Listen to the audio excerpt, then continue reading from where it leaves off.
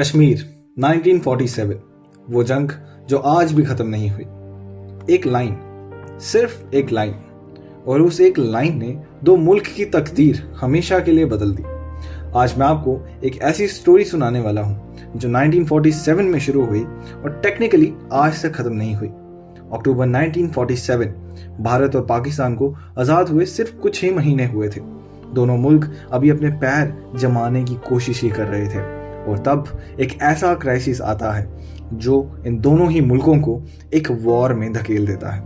कश्मीर दुनिया की सबसे खूबसूरत जगह और साथ ही दुनिया का सबसे बड़ा टिकिंग टाइम बॉम्ब। तो चलिए शुरू करते हैं ये कहानी, और यकीन मानिए ये कहानी आपने आज से पहले इस तरीके से नहीं सुनी होगी। ब्रिटिश इंडिया टूट चुका था, दो नए मुल्क बनाए गए, इंडिया और पाकिस्तान, लेकिन बीच में एक प्रॉब्लम थी।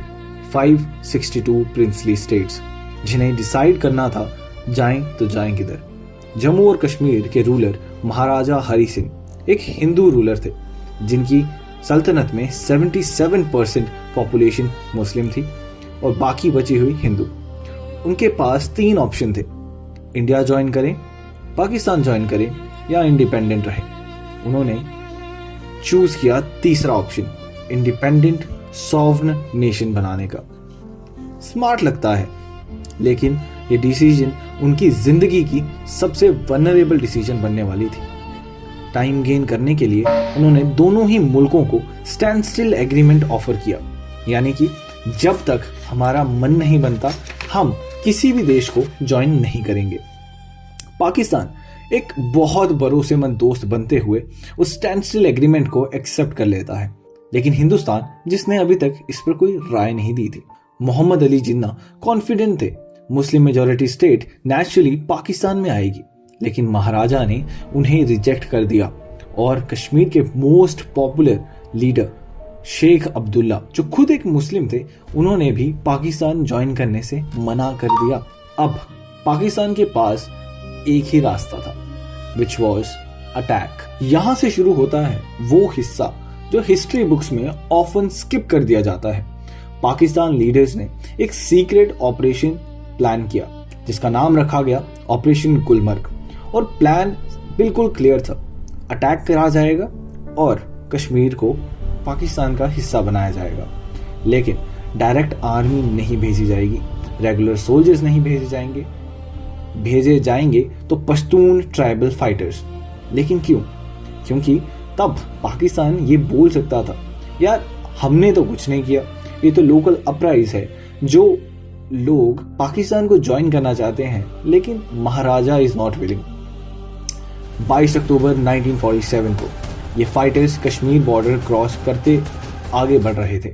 मुजफ्फराबाद पहुंचे, फिर उरी और फिर बारामूला। सब जगह क्योस फैल चुका था, विलेज जलाए जा रहे थे, लोकल्स को मारा जा रहा था, सिविलियंस टारगेट बन रहे थे और कश्मीर की तरफ बढ़ रहे थे ये रेडर्स जिन्हें कोई रोक नहीं पा रहा था। महाराजा की आर्मी भी इतनी कैपेबल नहीं थी कि वो इन्हें रोक पाए, और वो भी बहुत आसानी से कुचली जा चुकी थी। लेकिन इस दौरान एक हीरो आता है, बारामूला का एक आम लड़का मुकबुल शेरवानी। जब रेडर्स ने इससे श्रीनगर का रास्ता पूछा तो इसने बहुत सावधानी से उन्हें गलत रास्ता बता दिया। सिर्फ एक झूठ के कारण कश्मीर को वो टाइम मिला जिसकी वो बहुत ज्यादा बेसब्री से इंतजार कर रहे थे।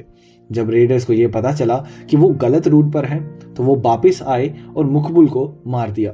वो शहीद हुआ, लेकिन कश्मीर को वो वक्त मिल गया जिस वक्त की जरूरत थी। रेडर्स श्रीनगर के बिल्कुल करीब पहुंच गए थे। महुरा पावर स्टेशन डिस्ट्रॉय हो चुका था, पूरा श्रीनगर अंधेरे की चपेट में था, एनिमी एयरफील्ड से कुछ ही मील की दूरी पे थे। तब महाराजा हरि सिंह ने वो फैसला किया जिसके लिए वो शायद तैयार नहीं थे। उन्होंने इंस्ट्रूमेंट ऑफ एक्सेशन साइन किया और जम्मू कश्मीर को ऑफिशियली इंडिया का पार्ट बना दिया और मिलिट्री एड जल्द से जल्द प्रोवाइड करने की मांग रखी गई। 26 अक्टूबर को डॉक्यूमेंट साइन हुआ। अगली सुबह 8:30 बजे पहले इंडियन ट्रूप्स श्रीनगर एयरफील्ड पर लैंड हो चुके थे। अब शुरू होने वाला था असली मुकाबला। श्रीनगर एयरफील्ड डिफेंड करने में सबसे बड़ा रोल था मेजर सोमनाथ शर्मा का। उनकी कंपनी 7 गुना बड़े दुश्मन के झुंड के सामने थी। उन्होंने एक कदम भी पीछे नहीं लिया। एयरफील्ड बचा ली गई, लेकिन वो वीर गति को प्राप्त हुए।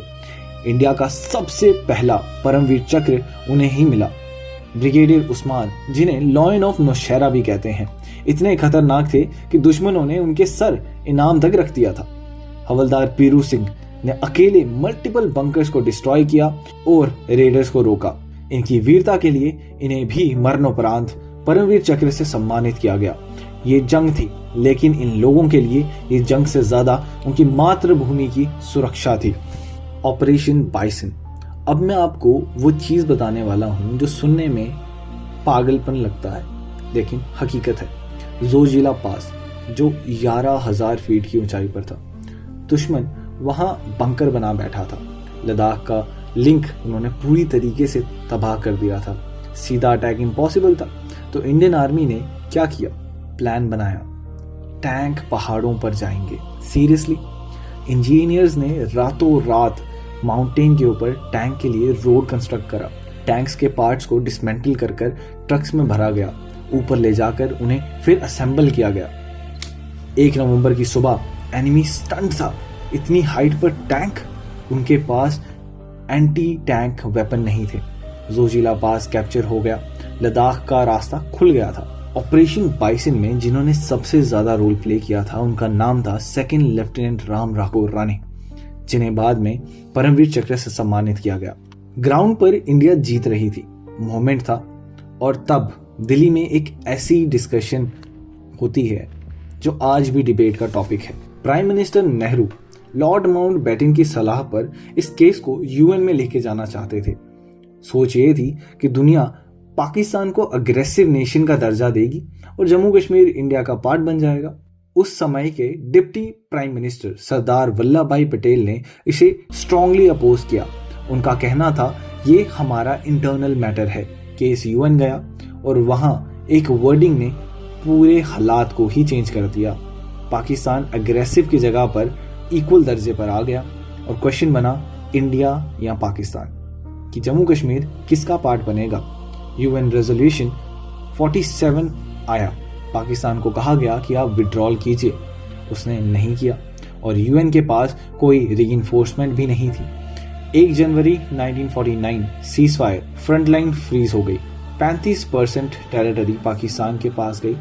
वहां बनी LOC, लाइन ऑफ कंट्रोल, जो आज भी एक विवाद का कारण है। जब सीज फायर हुआ, इंडियन आर्मी एडवांस पर थी, तो अगर ये जंग और चलती तो क्या नक्शा अलग होता? ये सवाल आज भी इंडियन हिस्ट्री बुक्स का सबसे बड़ा क्वेश्चन मार्क है। एक जंग जो 1947 में स्टार्ट हुई, टेक्निकली आज तक खत्म नहीं हुई है। ये कहानी थी फर्स्ट कश्मीर वॉर ऑफ 1947-48 की। अगर आपको ये वीडियो हेल्पफुल लगी हो तो लाइक करें, शेयर करें, और मुझे और भी टॉपिक्स के बारे में आप कमेंट कर सकते हैं जिसके ऊपर मैं ये वीडियो कंटिन्यू रखूं। एंड मिलते हैं अगली वीडियो में।